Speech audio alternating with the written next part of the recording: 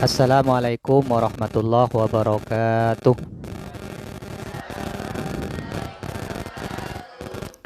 Alhamdulillahirabbil alamin.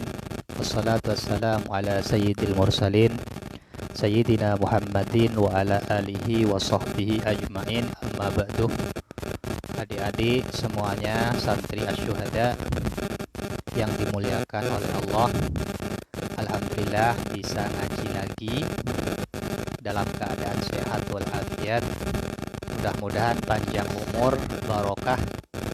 Mudah-mudahan orang tua kita semua dilancarkan rezeki di rantauan sana atau yang ada di daerahnya masing-masing. Amin ya rabbal alamin. Kita lanjutkan ngaji yang kemarin. Bismillahirrahmanirrahim. Qala an-nazim rahimahullahu ta'ala, wa ba'du fa'lam bi wujubil ma'rifah min wajibin lillahi ishrina sifah. Allahu mawjudun qadimun baqi mukhalifun lil khalqi bil itlaqi wa qa'imun ghani wa wahidun wa hayy qadimun muridun alimun bi kulli syai' sami'unil basiru wal mutakallimu lahu sifatun sab'atun tantazimu faqudratun iradatun sam'un basar hayatuni ilmu kalamun istamar. Wa ba'du, dan setelah membaca bismillah, hamdalah, dan sholawat kepada Rasulullah. Setelah baca bismillah, alhamdulillah, dan sholawat kepada Rasulullah. Artinya dalam setiap aktivitas apapun, kalau itu baik, maka disunahkan baca bismillah, baca alhamdulillah, dan sholawat kepada Rasulullah. Seperti misalkan sampai mau ngaji ini, mau ngaji, baik ngaji Quran ataupun ngaji kitab atau hal-hal positif lainnya, mau bekerja, jadi jangan bismillah saja. Bismillahirrahmanirrahim. Alhamdulillahirabbil alamin. Wa sallallahu ala sayyidina Muhammad wa ala ali sayyidina Muhammad. Jadi dalam aktivitas apapun, kalau sampean bisa terbiasa membaca ini, mengamalkan bismillah, alhamdulillah, dan sholawat kepada Nabi ketika sebelum melakukan aktivitas apapun, ketika sebelum melakukan pekerjaan atau apa saja yang baik-baik, maka insya Allah barokah. Karena kullu amrin bi balin la yubda'u fihi bi basmalah fahu abtar. Setiap sesuatu yang baik, yang penting, yang tidak dimulai dengan bismillah, maka itu sedikit barokahnya. Demikian pula yang tidak dimulai dengan alhamdulillah, sedikit barokahnya. Tambah lagi sholawat. Jadi apapun, mau doa misalkan, jangan langsung minta, ya Allah saya pengen mobil, jangan begitu. Memang Allah siapa, kan begitu. Tiba-tiba duduk, ya Allah saya pengen mobil. Seandainya Allah bisa kita bercakap-cakap langsung dengan kita, emang kamu siapa? Sama seperti kita mau ke presiden, nggak bisa, harus lewat jalur-jalurnya. Nah, berdoa kepada Allah itu pun juga harus lewat jalur-jalurnya, nggak bisa langsung gitu. Jadi salah satu syaratnya biar doa kita terkabul, baca bismillah dulu, sholawat, baca alhamdulillah, dan sholawat kepada Rasulullah. Jangan jadi misalkan mau doa Allahumma inna nas'aluka salamatal din, jangan langsung gitu.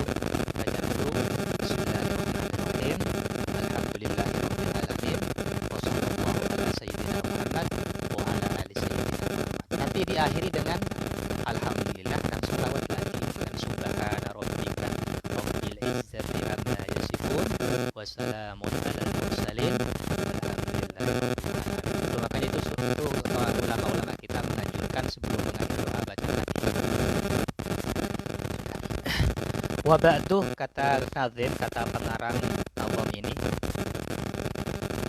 setelah membaca bismillah, alhamdulillah, dan sholawat kepada Rasulullah, fa'lam, maka ketahuilah tentang wajibnya ma'rifat. Fa'lam biwujubil ma'rifah, ketahuilah tentang wajibnya ma'rifat. Artinya kalian harus tahu bahwa ma'rifat itu hukumnya wajib. Ma'rifat itu artinya tahu, artinya mantap yang sesuai dengan kebenaran. Jadi ma'rifat itu artinya apa? Tahu, mantap yang sesuai dengan kebenaran disertai dalil.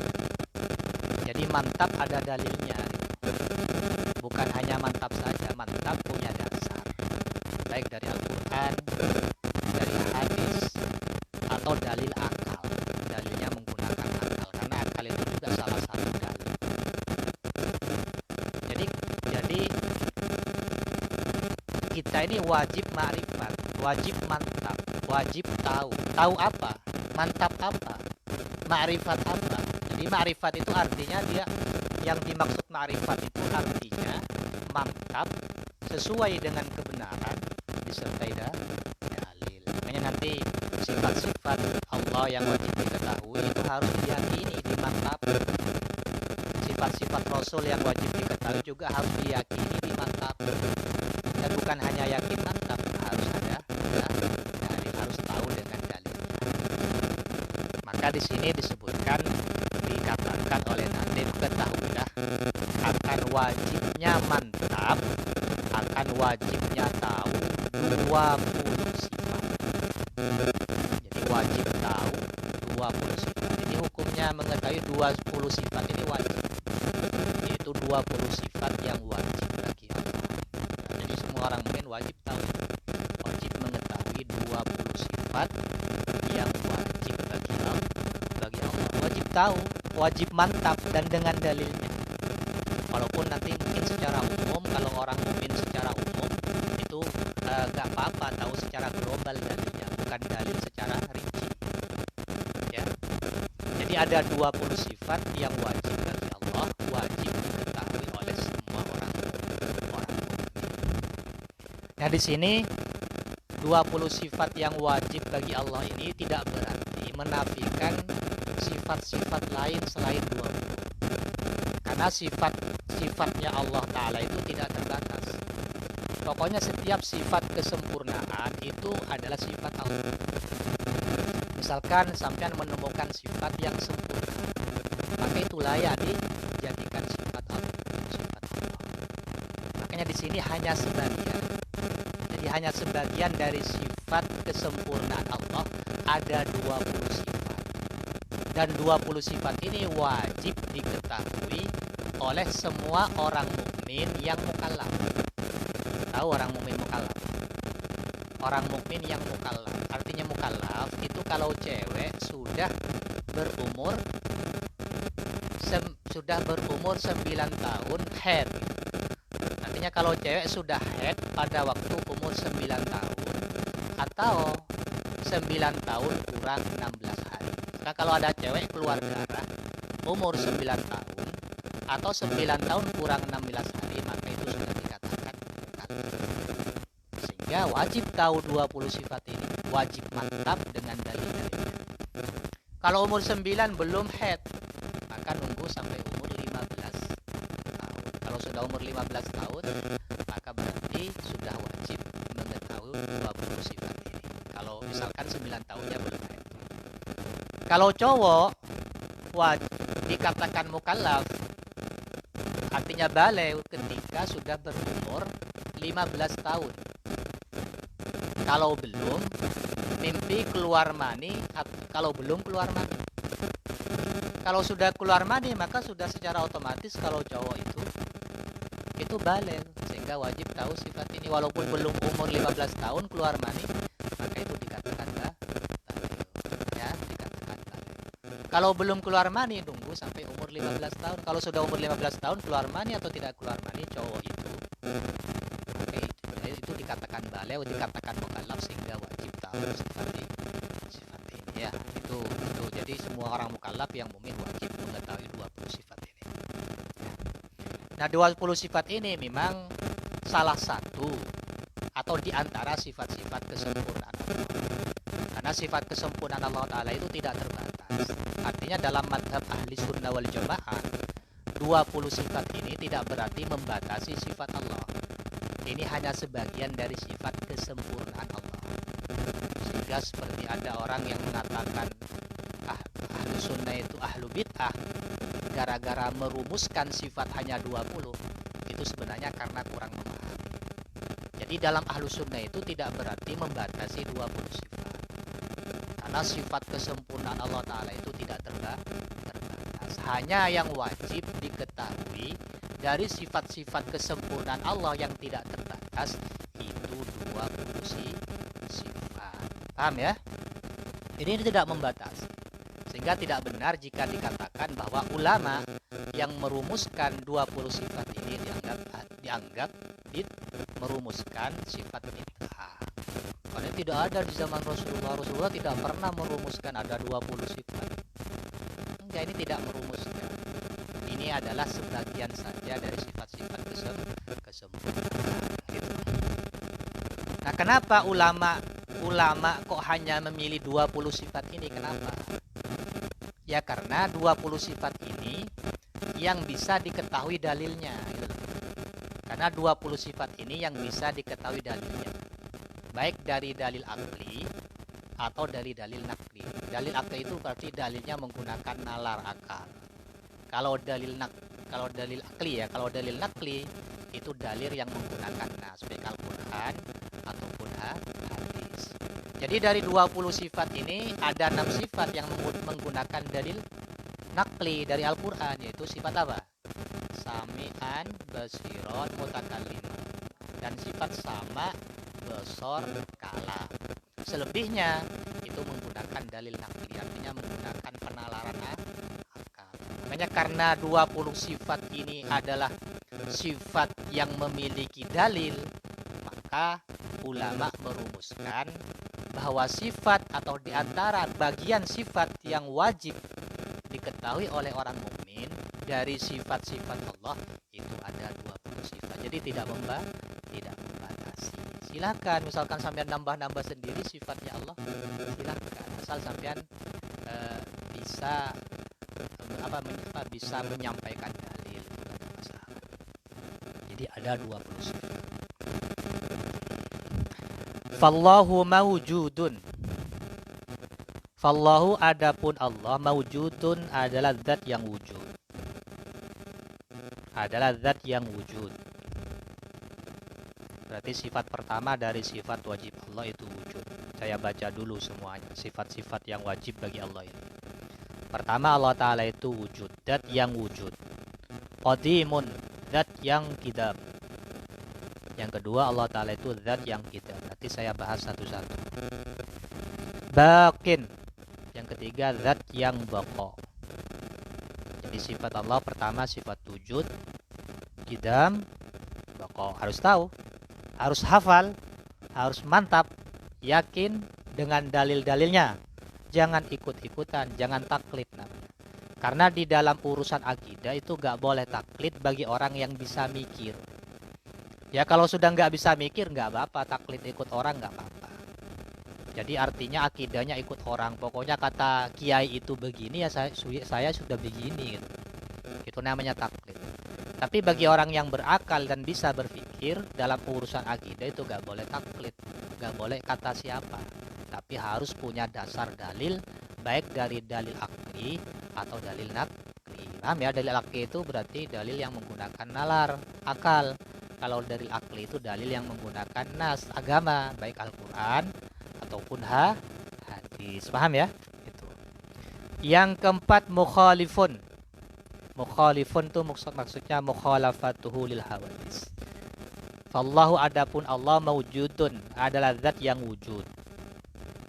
Zat yang qidam, baqin zat yang baqa, mukhalifun zat yang mukhalafa lil hawadis, berbeda dengan perkara hadis. Mukhalifunil khalqih, berbeda dengan makhluk, berarti itu sifat mukhalafatuhu lil hawadis. Bil itlaqih secara mutlak, artinya dari sisi apapun Allah Ta'ala itu berbeda dengan makhluk. Jadi tidak ada titik-titik, tidak ada sisi-sisi kesamaan antara Allah dengan makhluk. Makanya disebutkan mukhalifun lil khalqi. Allah Ta'ala itu berbeda dengan makhluk secara mutlak.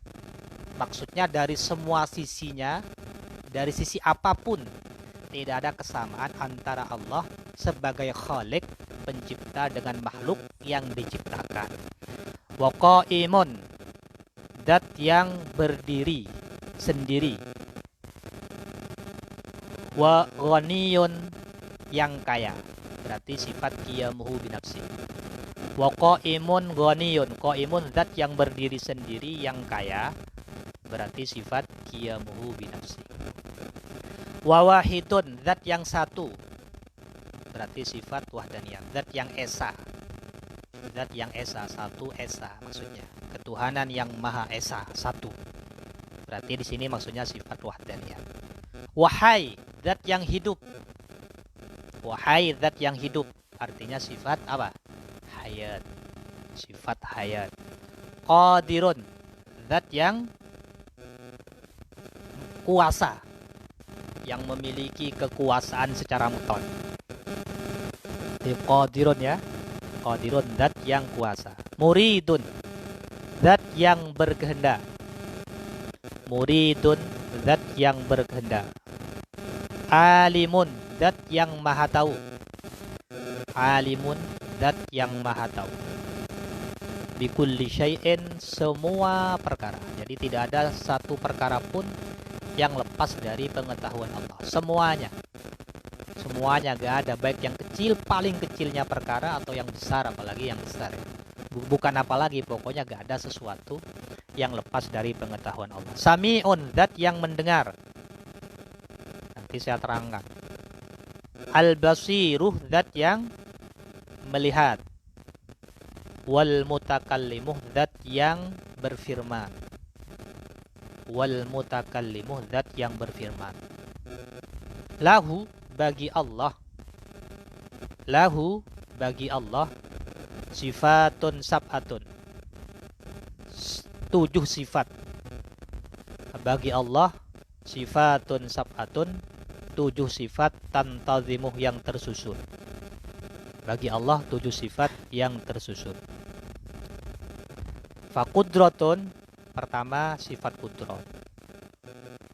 Iradatun, kedua sifat iradat.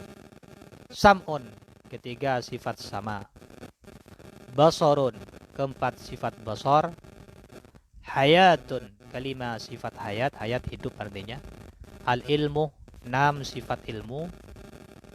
Kalamun, 7 sifat kalam. Istamarroh, yang terus menerus.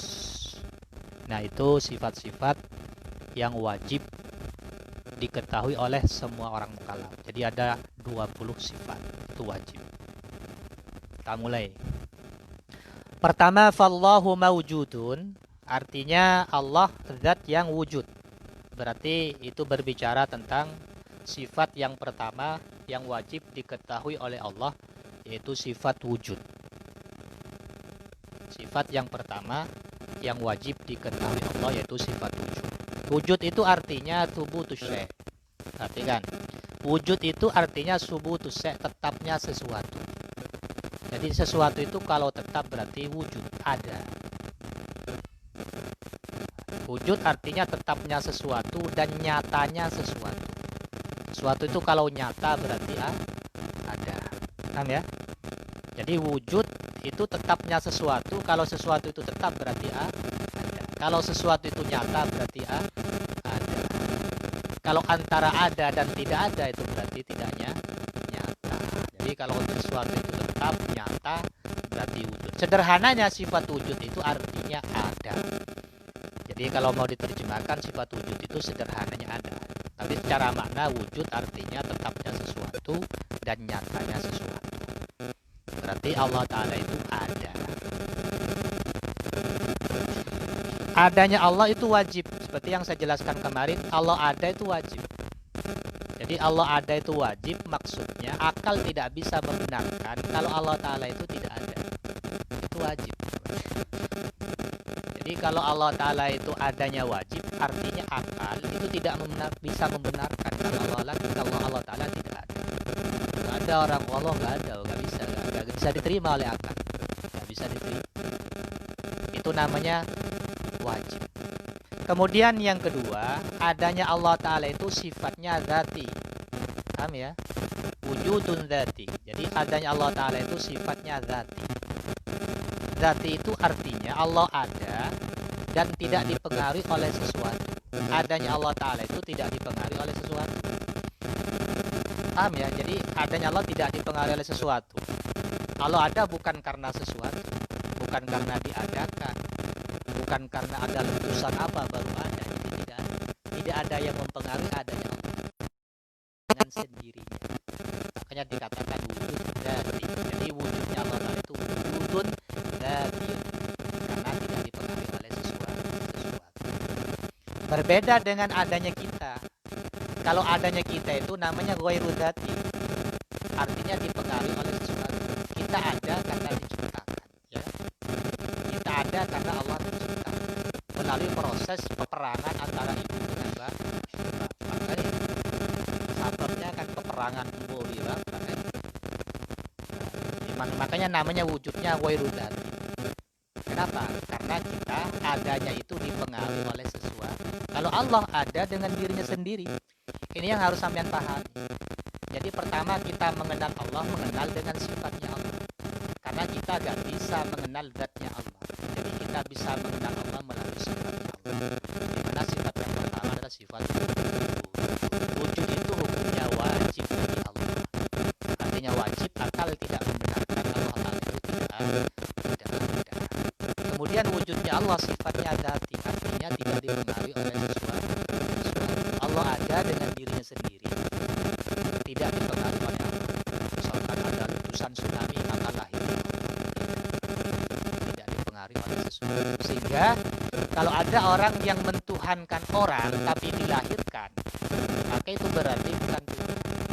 Seperti kaum Kristen, kaum Nasrani yang mentuhankan Nabi Musa, Nabi Isa. Itu gak benar. Kenapa? Karena Nabi Isa itu adanya dipengaruhi oleh sesuatu, yaitu terlahir dari seorang ibu namanya Maryam, Siti Maryam, Sayyidah Maryam. Berarti tidak benar orang mentuhankan Nabi Isa. Kenapa? Karena berarti adanya Nabi Isa itu ghairu dzati, tidak dzati. Kalau Allah itu, kalau Tuhan itu kan harus adanya dzati, tidak dipengaruhi oleh sesuatu. Paham ya? Jadi adanya Allah itu wajib dan juga dzati, tidak dipengaruhi oleh sesuatu. Kalau kita adanya itu ghairu dzati, dipengaruhi oleh sesuatu, yaitu Allah menciptakan kita melalui proses peperangan antara bapak dengan ibu. Peperangan perang Badar di surga, perangnya di surga, bukan di dunia. Nah, kemudian wujudnya kita ini juga bukan wajib. Jadi kita ini wujud tidak wajib, jaiz. Artinya jaiz, akal membenarkan jika misalkan kita ada atau kita tidak ada. Karena kan itu jaiz seperti itu. Jadi akal itu membenarkan kita ada, kita tidak ada. Sehingga kalau ada orang ngasih kabar, Rizky ada, terlahir. Oh iya. Tiba-tiba ada yang mengabarkan lagi, enggak, tidak lahir. Jadi akal itu sama-sama benar. Tapi ketika ada orang ngasih kabar, tadi saya lihat Allah Ta'ala itu lahir. Besoknya bilang lagi, mimpi Allah Ta'ala tidak benar. Nah, itu yang benar. Itu perbedaannya, ya sudah kenal Allah kan dari sifat wujud. Jadi sederhana saja Allah Ta'ala. Nah, kemudian sesuatu yang nyata yang ada itu apakah harus dilihat? Jadi Allah ada. Kalau ada, di mana Allah? Kenapa kita gak melihat Allah? Mestinya kita akan melihat sesuatu yang ada itu bisa dilihat kan? Itu akal-akal sederhana. Sampean ada, makanya saya bisa melihat. Allah ada, katanya Allah itu ada di mana? Maksudnya Allah itu selalu ada, menguasai semua alam. Lalu mana kita mau lihat? Dan sesuatu yang ada itu tidak harus bisa dilihat. Saya sampean percaya akal itu ada. Dan akal ada apa tidak? Manusia punya akal apa tidak? Ada nggak akal manusia? Bisa nggak sampai dengan akal? sesuatu yang ada tidak berarti harus dilihat. Nafsu, manusia punya nafsu. Ada nggak nafsu itu? Dilihat nggak? Tapi ada. Sehingga kalau ada orang ngomong, kalau memang Tuhan kamu ada, mana kok nggak? Makanya itu nabi siapa? Oh, itu kan Fir'aun itu penyuruh wasinya. Siapa wasinya?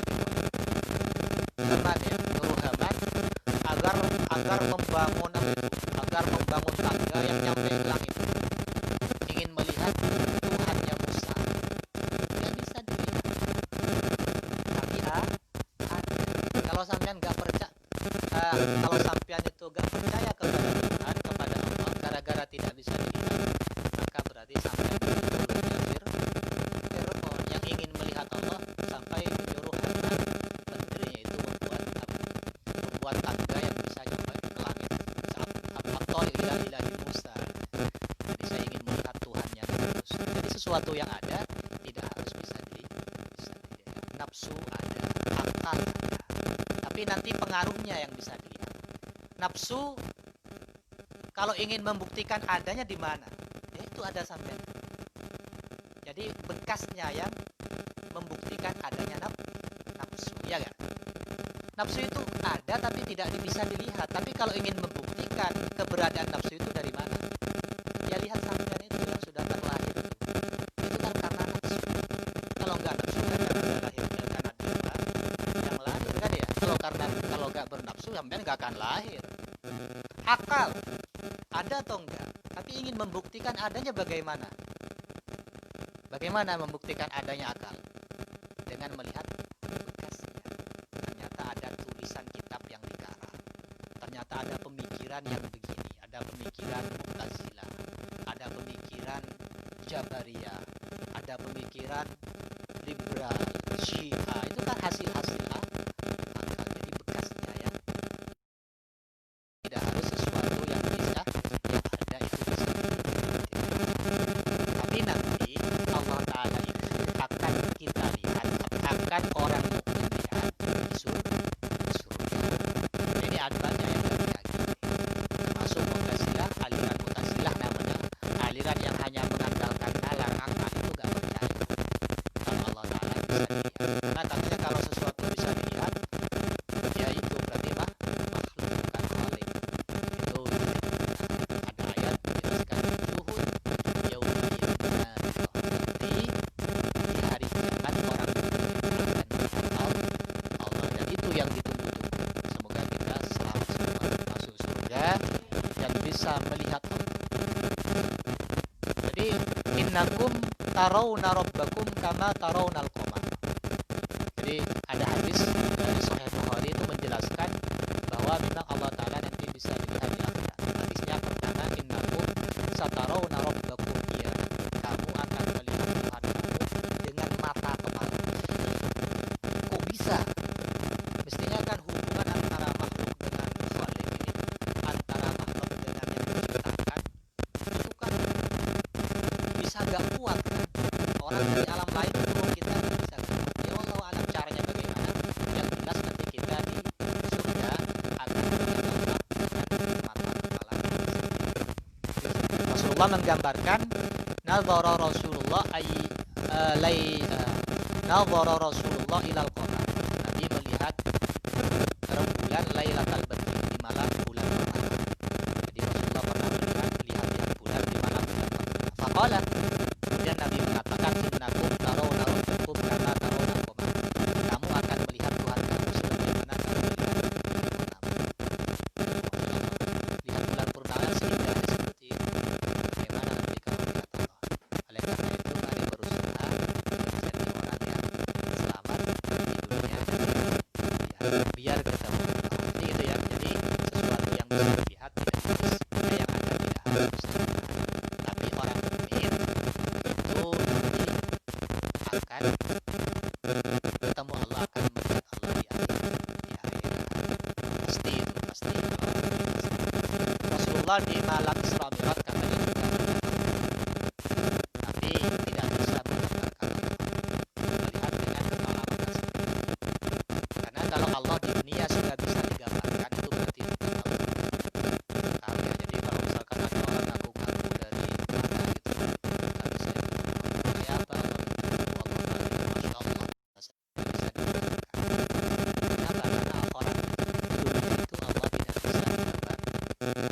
bisa digambarkan berarti Allah Ta'ala terbatas. Kalau bisa dibatasi dengan makhluk, jadi Allah tidak bisa dilihat, Allah tidak bisa digambarkan. Tapi melihat pada waktu malam Sunat, melihat Allah dengan mata. Dalam mimpi Allah juga bisa dilihat. Imam Ahmad bin Hanbal itu pernah mimpi ketemu Allah sebanyak 100 kali. Tapi begini ya, kalau mimpi Allah Ta'ala ini secara umum itu tidak bisa semerta-merta digunakan. Mimpi yang pasti digunakan itu mimpi Rasulullah. Kalau sampai mimpi ketemu Rasulullah itu pasti benar. Tapi kalau mimpi ketemu Allah ini kemungkinan ada jilbab setan, kemungkinan memang. Kalau Imam Ahmad memberikan pernyataan mengaku mimpi ketemu Allah, saya percaya. Jadi dalam riwayat Imam Ahmad itu ketemu Allah sebanyak 100 kali. Dalam mimpi itu Imam Ahmad bertanya kepada Allah, ya Allah, amal apa yang bisa memasukkan kita ke surga? Kata Allah, biqiraatil Quran, baca Quran. Jadi kalau mau masuk surga ya baca Quran. Kemudian Imam Ahmad itu lanjut bertanya, bifahmin atau bighairi fahmin? Apakah harus dipaham ya Allah atau gak dipaham gak apa-apa? Yang melanjutkan Allah menjawab bifahmin atau bighairi fahmin. Jadi baca Quran baik dipahami atau tidak dipahami. Maksudnya aktivitas baca Quran itu harus jadi aktivitas harian kita.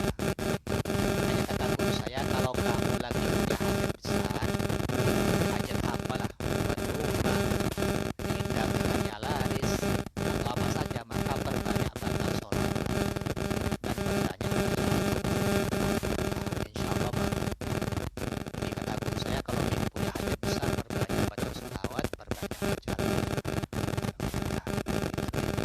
Jadi Imam Ahmad ketemu Allah selama sebanyak 100 kali. Ketika bangun, Imam Ahmad cerita kepada orang-orang, kemudian ada orang yang bertanya, kaifa ra'aita Allah ya Imam? Bagaimana kamu bisa melihat Allah, wahai Imam Ahmad? Bertanya. Apa jawaban Imam Ahmad? Ra'aitu ma laisa kamitslihi syai'un wa huwas samiul basir. Saya melihat sesuatu yang laisa kamitslihi syai'un, yang tidak ada sesuatu yang menyamai.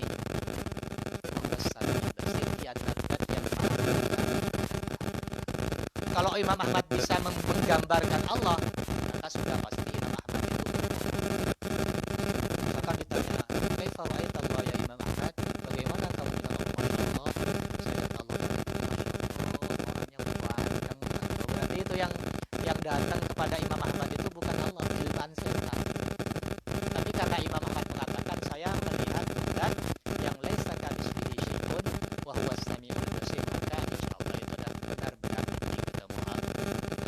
Karena tidak bisa digambarkan. Paham ya? Itu sifat yang pertama yang wajib dimiliki oleh mukmin. Dalilnya wujud itu apa dalilnya? Ini dalilnya akli pakai akal, yaitu bekas. Jadi dalil wujudnya Allah, adanya Allah itu apa? Ayo tulis.